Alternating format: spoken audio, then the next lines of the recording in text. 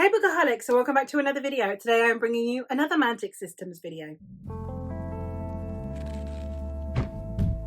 I have been working my way through a series of videos where I'm compiling lists of books or series based on their magic systems. I've done soft magic, elemental magic, books with no magic system, and today we're working through moderate magic systems. So basically they're not hard magic, they don't have like really concrete rules, they're no Sanderson, but at the same time there are parameters, there are confines to the magic. It is not completely loosey-goosey. And this is one that I am quite excited to get through because there are some books that I really enjoy talking about on this list, not gonna lie. But without further ado, let's actually get into the books. The first one I'm going to talk about is one that I talk about very little, given that it is my favourite series of all time, and that is The Realm of the Elderlings by Robin Hobb. This series is literally my favourite series ever. I don't know if anything could ever top this series, especially because I love reading it with my husband, so there's the whole like experience that comes with it as well. I love this series. The magic systems in here, there are multiple. I have actually done a few videos on the magic systems with my husband. They're over on a different channel. I'll leave it linked down below. But we talked about the magic systems that are in this world, and there are several. The two prevalent ones are the wit and the skill. The skill is basically like mind magic, and then the wit is animal magic. The way that this series works is that the skill is in the noble line and therefore is like really revered, and the wit is kind of like peasant magic and is deemed like dirty magic and is actually vilified.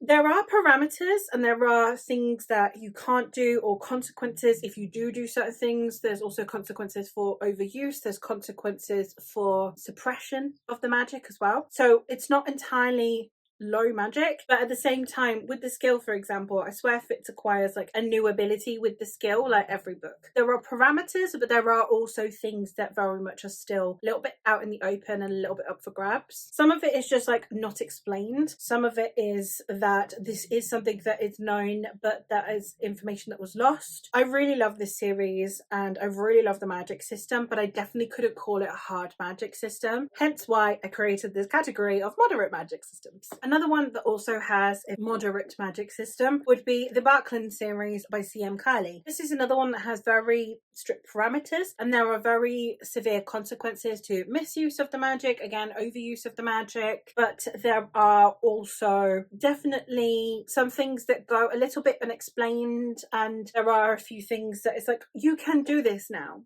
And there's not really any more to it other than you have magic, you can do this magic. So it's not quite so explained or determined or defined, and there are definitely abilities that you feel haven't been discussed in the series that could crop up. So it's not quite so closed as like this equals this, but likewise it's not one of those kind of magics where it's just like you can do anything you want to. It's like there are definitely consequences and there are definitely limitations on the magic, which is why I would recommend this. Also, just if you like dark fantasy, you should probably give these a go, just saying. Another popular one that I think really works for this is The Witcher. The Witcher very clearly has specific magics, especially with the alchemy and then the bloodlines. The magic is very like, you can do this, you can do this, you can do this. Everyone who is a magic wielder falls into a specific category, apart from Ciri, but we won't get into that. You will have a magic wielder who will need to find a different magic wielder to do a type of magic because they themselves can't do it, for example. So it does have like parameters, but likewise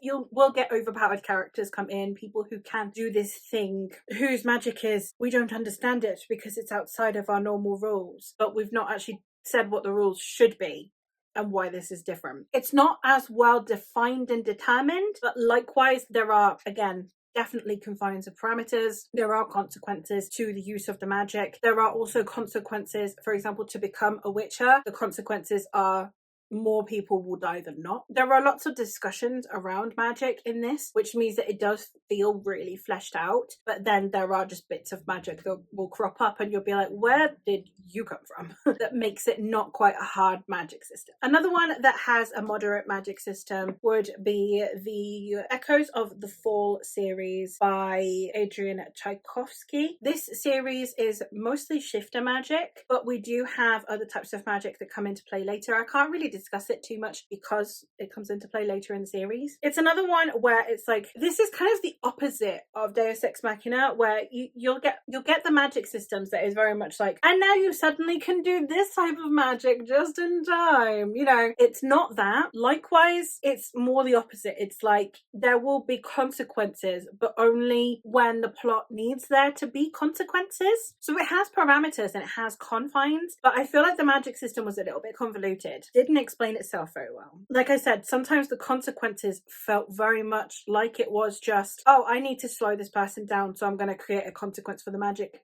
Now, that is kind of a shame.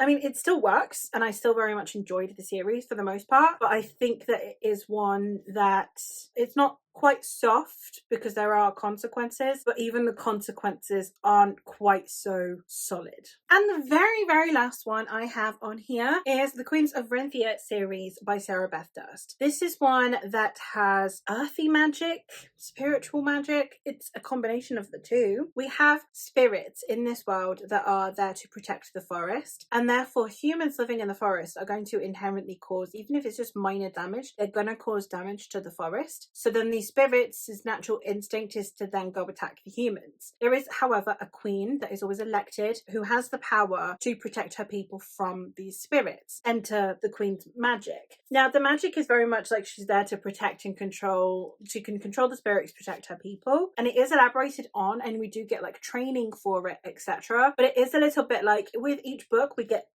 garner a new queen, and with each queen, we kind of see like a slight addition to it. So it's very much like you thought it was this box, but actually there's a box outside that box encasing it, and then lo and behold, inside that box there's another box. There are confines, but it's confusing what the confines are. So I think that it's possibly either a not very thoroughly described hard magic system, or it's a very, very well developed soft magic system. So I put it in here because I didn't know where else to put it, and I wanted to talk about the magic of this world because it's really interesting, because it's got that like earthy magic combined with spiritual magic. It is a really fascinating magic system, but it's very difficult to describe. And obviously, as I said, because with each book it kind of evolves slightly, it's also one that's a bit difficult to talk about, but it's definitely worth a try. And if you like forest, nature, magic vibes, but you also want it to be a little bit darker, but the plot itself not be too dark, then this is probably